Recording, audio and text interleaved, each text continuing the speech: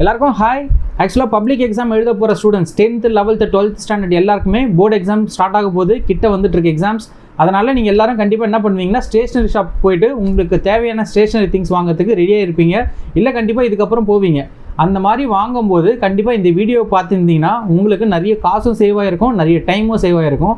உங்கள் பப்ளிக் எக்ஸாமில் இதெல்லாம் யூஸ் பண்ணால் வேஸ்ட்டுன்றதும் தெரிஞ்சிருக்கும். ஆக்சுவலாக என்னென்ன ஸ்டேஷனரி திங்ஸ்லாம் நீங்கள் வாங்கினீங்கன்னா பப்ளிக் எக்ஸாமுக்கு அலோடே கிடையாது, யூஸே ஆகாதுன்ற வீடியோஸ் தான் இது பார்க்க போகிறோம்.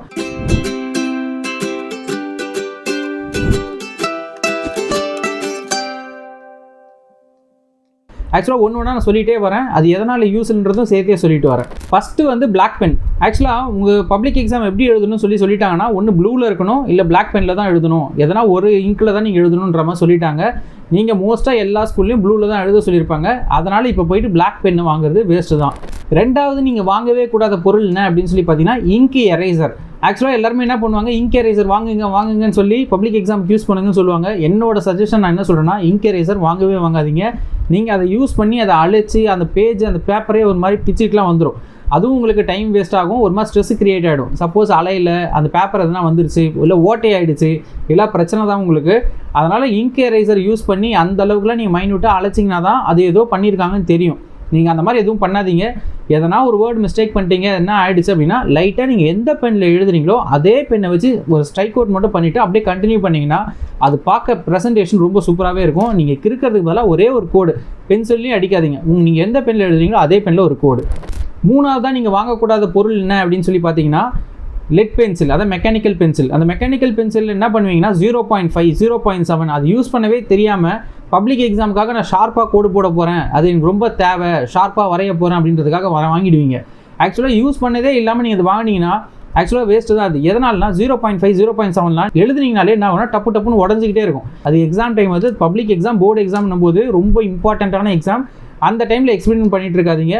என்னோட சஜஷன், நீங்கள் மெக்கானிக்கல் பென்சில் வாங்குறதா இருந்தால் அட்லீஸ்ட் 1 mm இல்லை 2 mm அந்த மாதிரி பென்சில் நீங்கள் வாங்கிட்டீங்கன்னா அது உங்களுக்கு நல்லா இது உடையாமல் நல்லா சூப்பராகவே இருக்கும். அதை ட்ரை பண்ணி பாருங்கள். நாலாவது தான் நீங்கள் வாங்கக்கூடாத ஸ்டேஷ்னரி திங் என்ன அப்படின்னு பார்த்தீங்கன்னா பவுச்சு, பாக்ஸு, கலராக டிஃப்ரெண்ட்டாக வாங்கிட்டு போகலாம் அப்படின்னு நினைப்பீங்க. உங்களுக்கு எக்ஸாம் ஹாலில் கண்டிப்பாக எந்த பவுச்சும் பாக்ஸும் அலோவ் பண்ணவே மாட்டாங்க. நீங்கள் கேரி பண்ணிட்டு போகணும்னு நினச்சிங்கன்னா நீங்கள் எந்த மாதிரி வாங்கணும்னா வெறும் டிரான்ஸ்பரண்ட் பவுச் மட்டும் தான் வாங்கணும். அது மட்டும் தான் பப்ளிக் எக்ஸாமுக்கு அலோடு. அஞ்சாவதாக நீங்கள் வாங்கக்கூடாத பொருள் என்னன்னு பார்த்தீங்கன்னா ஸ்டேப்லர் பின் எதுவுமே உங்களுக்கு தேவை கிடையாது. ஏன்னா உங்களுக்கு எல்லாமே புக்லெட்டாகவே வந்துடும். நீங்கள் ஸ்டேப்லர் பின் எடுத்துகிட்டு போக வேண்டிய அவசியம் கிடையாது. அதனால் அதை வாங்காதீங்க. ஆறாவதாக நீங்கள் வாங்கக்கூடாத ஸ்டேஷ்னரி திங் என்னன்னு பார்த்தீங்கன்னா பஞ்சிங் மிஷின் ஹோல்ஸ் போகிறதுக்காக வாங்குவாங்க. நீங்கள் அந்த எக்ஸாம் ஹாலில் அவங்களே பஞ்சிங் மிஷின் வச்சுருப்பாங்க, அவங்களே த்ரெட்டு கொடுத்துருவாங்க, எல்லாமே அவங்களே கொடுத்துருவாங்கன்னும் போது உங்களுக்கு அது ஈஸி தான். நீங்கள் பஞ்சிங் மிஷின்லாம் பெருசாக தூக்கிட்டு போகணுன்ற அவசியம் உங்களுக்கு கிடையாது. அதனால் அதை வாங்காதீங்க. ஏழாவதாக நீங்கள் ஸ்டேஷனில் வாங்கக்கூடாத திங்ஸ் என்னன்னு பார்த்தீங்கன்னா ஒயிட்னர் ஆக்சுவலாக என்ன பண்ணுவீங்கன்னா ப்ரெசன்டேஷன் நீட்டாக இருக்கணுன்றதுக்காக அந்த மிஸ்டேக் ஆன இடத்துலலாம் ஒயிட்னர் யூஸ் பண்ணலாம் அப்படின்னு நினைப்பீங்க. அதுக்கு டைமும் உங்களுக்கு வேஸ்ட் ஆகும். சேம் டைம் அந்த ஒயிட்னர் போட்டால் தான் அந்த ப்ரெசன்டேஷனே கேவலமாக இருக்கும். நீங்கள் எழுதுறீங்க, மிஸ்டேக் ஆகிடுச்சுன்னா என்னோட சஜஷன் திரும்ப சொல்கிறேன், அதே பெனில் ஒரு ஸ்ட்ரைக் அவுட் பண்ணிவிட்டு போயிட்டே இருங்க. எட்டாவது நீங்கள் வாங்கக்கூடாத பொருள் என்ன அப்படின்னு சொல்லி பார்த்தீங்கன்னா பெலிக்கான். ஒயிட்னர் எப்படியோ அதே மாதிரி தான் பெலிக்கான். நீங்கள் பெலிக்கானை வச்சு நீங்கள் யூஸ் பண்ணிங்கன்னு வச்சுக்கோங்களேன், சில பெண்ணில் நீங்கள் அழைக்கும் போது அது மாதிரி திட்டாக வந்துடும், அது சரியாகவே அலையாது. அது மட்டும் இல்லாமல் இல்லை அலையுது அப்படின்னு சொல்லி நீங்கள் ஃப்ரெஷ்ஷாக வாங்கிட்டு அந்த பெலிக்கானை யூஸ் பண்ணிங்கன்னு வச்சுக்கோங்களேன், அதோட லிக்விட் அது ஒயிட் கலரில் இருக்கிறது ஃபுல்லாகவே என்ன ஆகும்னு பார்த்தீங்கன்னா உங்களுக்கு இந்த பேஜில் நீங்கள் வந்து ஒயிட்னர் அந்த பெலிக்கானை யூஸ் பண்ணியிருப்பீங்க, பின்னாடி பேஜுக்கும் ரிஃப்ளெக்ட் ஆக சான்ஸ் இருக்குது. கரெக்ஷன் பண்ணவே ஆக்சுவலாக கொஞ்சம் டைம் எடுக்கும். அதனால் நீங்கள் அதுக்குள்ளே அந்த ட்ரை ஆகிடுச்சு அப்படின்னா அது தெரியறதுக்கும் வாய்ப்பு இருக்குது. அதனால் பெலிக்கான் யூஸ் பண்ணாதீங்க, வாங்காதீங்க.